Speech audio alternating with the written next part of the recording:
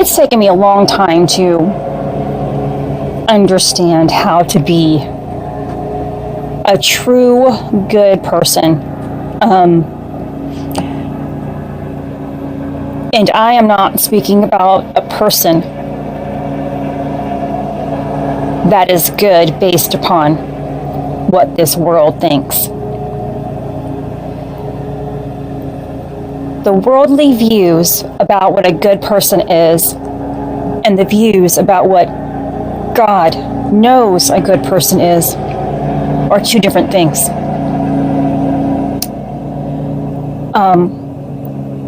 And God never wants us to tell somebody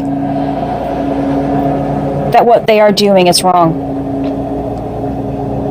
He says to remove the mote out of your own eyes before you can ever assist in somebody else's life and point out their mistakes. God wants us to clean up ourselves. God wants us to forgive ourselves and forgive the ones that have caused us harm and the things that we are holding on to before we could ever do any good out there in the world.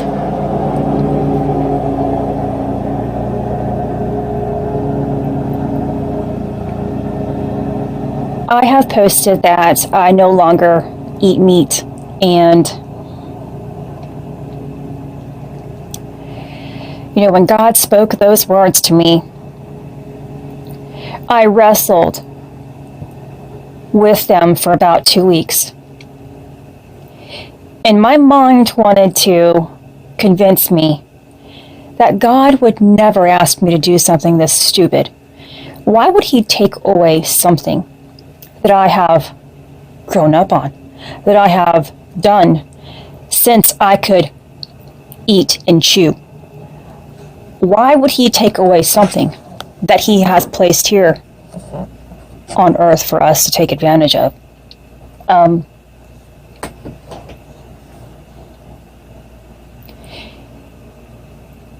It's because it is my test.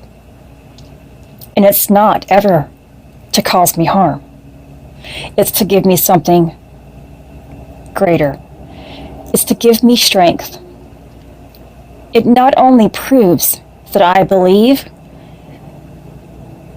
in the path that God has set for me, that He does have plans to truly prosper me, but it proves my own personal strength. So for 2 weeks, I wrestled with doing it. And I came to realize that I haven't been acting on faith. I have been doubting God. And if I doubt God and His love for me and what He's asking me to do, I don't have faith. I haven't eaten meat for 6 months now, possibly, maybe longer. I am unsure. It seems like a year already. And I actually have tasted some of my husband's delicious smoked pork and tenderloin that he has done recently. And know this, God is not going to punish me for it. He knows my heart anyway, and He knows I have proven that I trust in Him and I believe in what He has set for me. And just because He asked me to do this, it doesn't mean He's going to not love me if I didn't. But by proving that what I hear Him say to me, that what I see Him show me, I am complying, I am obeying, because He says to obey His every command, whether it's written in the Bible or spoken to you, you must obey. And this command that He has given to me, this task of proving my faith and my strength, it is not for anybody else. I will never place that onto my husband. It is not his path, and it is not what God has asked him to do. So for me to say it is wrong for another person to eat meat, I am committing a sin. I will never judge another person for what they do ever again. Because one, I don't know the path that God has placed them on. I don't know the turmoil that is being held within their heart. I know what it's like to be judged for doing or not doing the things that we want to do. It hurts. And for the people who are out there, those animal rights activists, those people who are saying that you are wrong to eat the meat, you are wrong for doing that. You have no right to tell somebody what is right for their lives and to press that view consistently within this world, to place fear within this world. That is not what God wants from us. He has placed the animals here for us to live off of. It is written. And it is by our choices to do what is right based upon what we see our life should reflect. And to obey every command that God has. My reasoning for not eating meat is because I am following the command of my Father. I am His child. I am the sheep. It is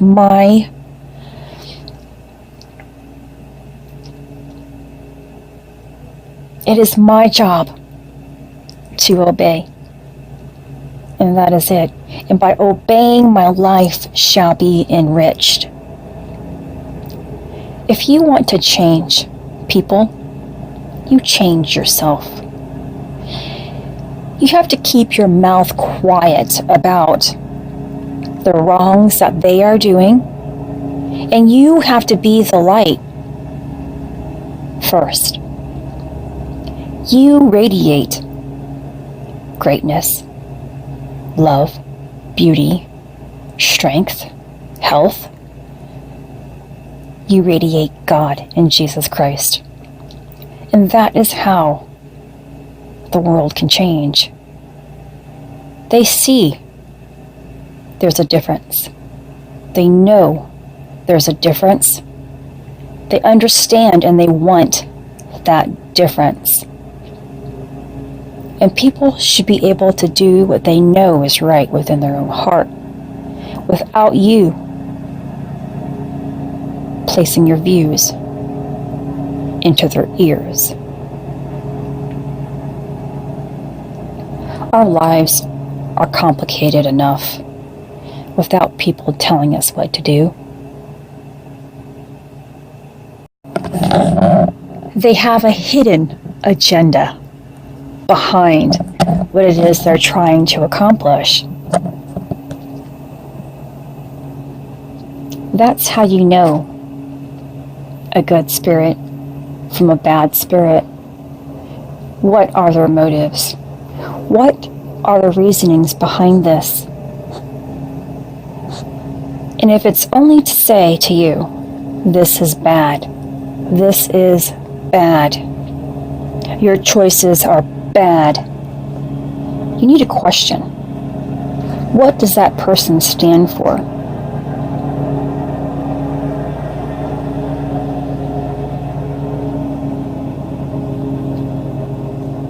So when I make a post about what I eat, demonstrating that I am nurturing my life with health and vegetables,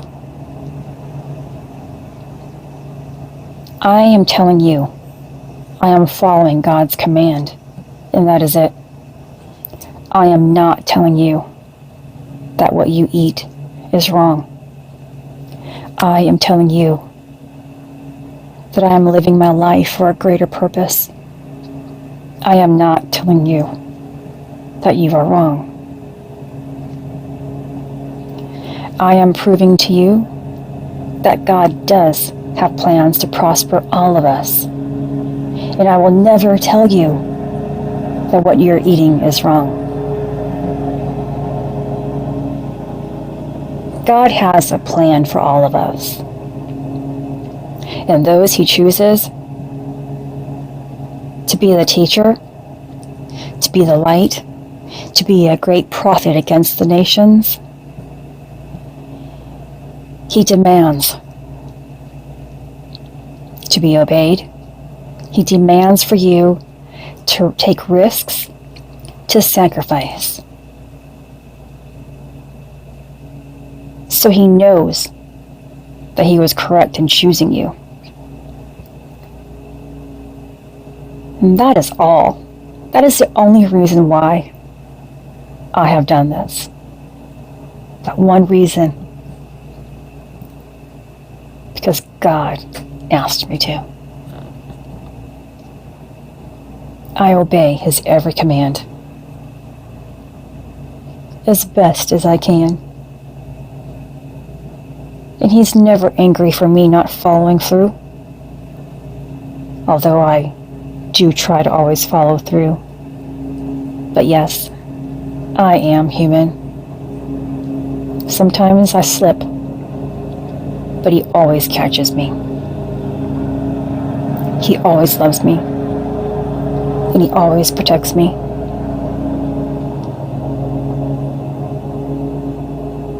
This is Christy. Much love, health, and healing your way. I am bringing purpose to your life. Take care.